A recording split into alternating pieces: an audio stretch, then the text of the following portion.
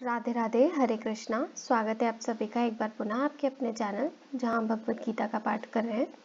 तो चलिए शुरू करते हैं आज का श्लोक। तत्त्ववित्तु महाबाहो गुण कर्म विभागयोः गुणागुणेषु वर्तन्त इति मत्वा न सज्जते। व्याख्या। पूर्व श्लोक में वर्णित अहंकार विमूढ़ात्मा से तत्वज्ञ महापुरुषों को सर्वथा भिन्न और विलक्षण बताने के लिए यहाँ तू पद का प्रयोग हुआ है।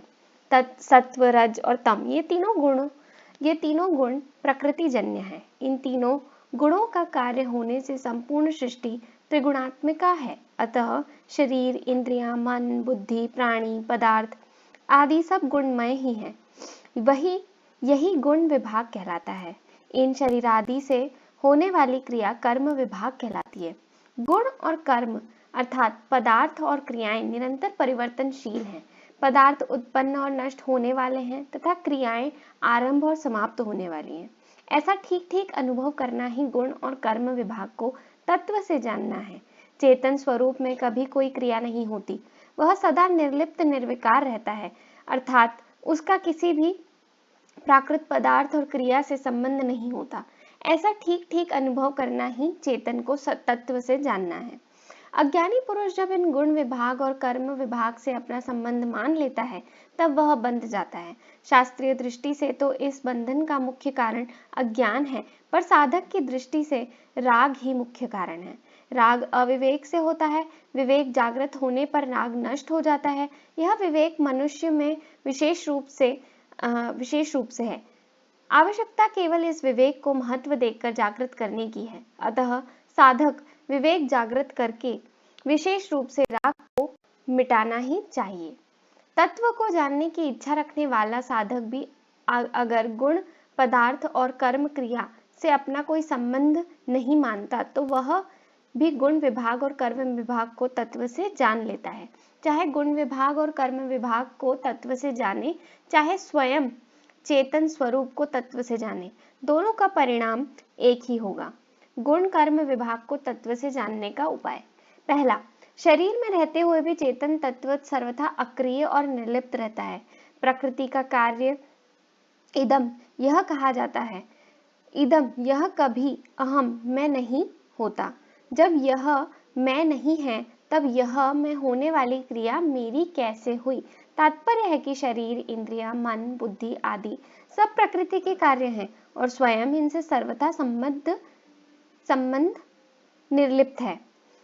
अतः इनमें होने वाली क्रियाओं का कर्ता स्वयं कैसे हो सकता है। इस प्रकार अपने को पदार्थ एवं क्रियाओं से अलग अलग अनुभव करने वाला बंधन में नहीं पड़ता।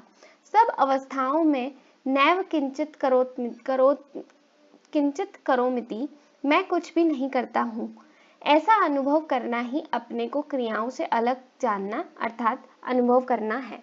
दूसरा, देखना, सुनना, खाना, पीना आदि सब क्रियाएं हैं और देखने, सुनने आदि के विषय, खाने पीने की सामग्री आदि सब पदार्थ हैं।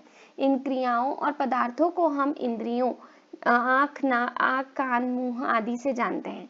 इंद्रियों को मन से, मन को बुद्धि से और बुद्धि को माने हुए अहम से जानते हैं। यह अहम भी एक सामान्य प्रकाश से प्रकाशित होता है। वह सामान्य प्रकाश ही सबका ज्ञाता, सबका प्रकाशक और सबका आधार है। अहम से परे अपने स्वरूप को कैसे जाने। गाढ़ निद्रा में यद्यपि बुद्धि अविद्या में लीन हो जाती है, फिर भी मनुष्य जागने पर कहता है मैं बहुत सुख से सोया।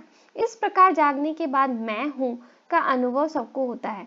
इससे सिद्ध होता है कि सुषुप्ति काल में भी अपनी सत्ता थी। यदि ऐसा न होता तो मैं बहुत सुख से सोया, मुझे कुछ भी पता नहीं था, ऐसी स्मृति या ज्ञान नहीं होता। स्मृति अनुभवजन्य होती है। अतएव सबको प्रत्येक अवस्था में अपनी सत्ता का अखंड अनुभव होता है। किसी भी अवस्था में अपने अभाव का अनुभव नहीं होता। जिन्होंने माने हुए अहम से भी संबंध विच्छेद करके अपने स्वरूप का बोध कर लिया है, वे तत्ववित्त कहलाते हैं। अपरिवर्तनशील परमात्मा तत्व के साथ हमारा स्वतः सिद्ध नित्य संबंध है। परिवर्तनशील प्रकृति के साथ हमारा संबंध वस्तुतः है नहीं, केवल माना हुआ है।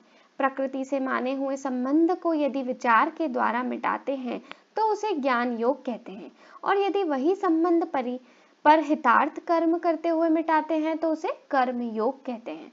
प्रकृति से कर्म विच्छेद होने पर ही योग होता है, अन्यथा केवल ज्ञान और कर्म ही होता है। अतः प्रकृति से संबंध विच्छेद पूर्वक परमात्मा से अपने नित्य संबंध को पहचानने वाला ही तत्वविद है। गुणा गुणेषु वर्तन्ते, प्रकृतिजन्य गुणों से उत्पन्न होने के कारण शरीर, इंद्रियां, मन, बुद्धि आदि भी गुण ही कहलाते हैं और इन्हीं से संपूर्ण कर्म होते हैं। अविवेक के कारण अज्ञानी पुरुष इन गुणों के साथ अपना संबंध मानकर इनसे होने वाली क्रियाओं का कर्ता अपने को मान लेता है, परंतु स्वयं में अपनी स्वतः सिद्ध स्थिति का अनुभव होने पर मैं करता हूँ ऐसा भाव ही नहीं आ सकता। रेलगाड़ी का इंजन चलता है अर्थात उसमें क्रिया होती है, परंतु खींचने की शक्ति इंजन और चालक के मिलने से आती है। वास्तव में खींचने की शक्ति तो इंजन की ही है, पर चालक के द्वारा संचालन करने पर ही वह गंतव्य स्थान पर पहुंच पाता है। कारण कि इंजन में इंद्रियां, मन, बुद्धि नहीं है, इसलिए उसे इंद्रियां, मन, बुद्धि वाले चालक की जरूरत पड़ती है। परंतु मनुष्य के पास शरीर रूप इंजन भी है और संचालन के लिए इंद्रियां, मन, बुद्धि भी। इस शरीर, इंद्रियां, मन, बुद्धि ये चारों एक सामान्य प्रकाश चेतन से सत्ता स्फूर्ति पाकर ही कार्य करने में समर्थ होते हैं। सामान्य प्रकाश ज्ञान का प्रतिबिंब बुद्धि में आता है, बुद्धि के ज्ञान को मन ग्रहण करता है, मन के ज्ञान को इंद्रियां ग्रहण करती हैं और फिर शरीर रूप इंजन का संचालन होता है। बुद्धि, मन, इंद्रियां, शरीर ये सब के सब गुण हैं और इन्हें प्रकाशित करने वाला अर्थात इन्हें सत्ता स्फूर्ति देने वाला स्वयं इन गुणों से असंबद्ध निर्लिप्त रहता है। अतः वास्तव में संपूर्ण गुण ही गुणों में बरत रहे हैं। श्रेष्ठ पुरुष के आचरणों का सब लोग अनुसरण करते हैं, इसलिए भगवान ज्ञानी महापुरुष के द्वारा लोक संग्रह कैसे होता है इसका वर्णन करते हुए कहते हैं कि जिस प्रकार वह महापुरुष संपूर्ण गुण में ही गुणों में बरत रहे हैं, ऐसा अनुभव करके उनमें आसक्त नहीं होता, उसी प्रकार साधक को भी वैसा ही मानकर उनमें आसक्त नहीं होना चाहिए।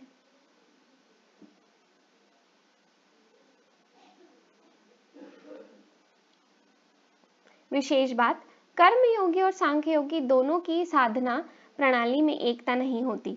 कर्मयोगी गुणों से मानी हुई एकता को मिटाने की चेष्टा करता है, इसलिए भगवत गीता में कर्मयोगस्तु कामिनाम कहा गया है। भगवान ने इसीलिए कर्मयोगी के लिए कर्म करने की आवश्यकता पर विशेष जोर दिया है।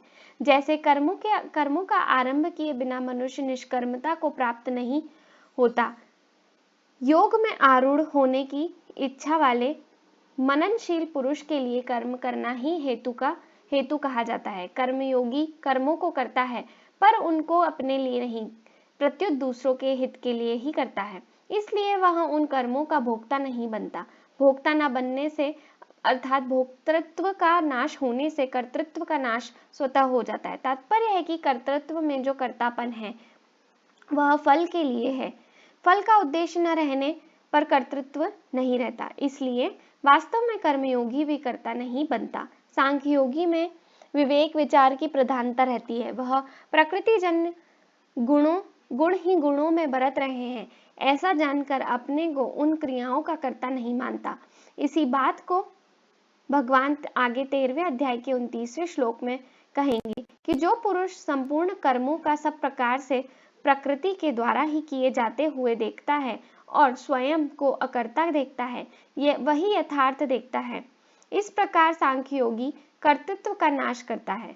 कर्तृत्व का नाश होने पर भोक्तृत्व का नाश स्वतः हो जाता है। तीसरे अध्याय के आरंभ से ही भगवान ने कई उदाहरणों एवं दृष्टिकोणों से कर्म करने पर ही जोर दिया है।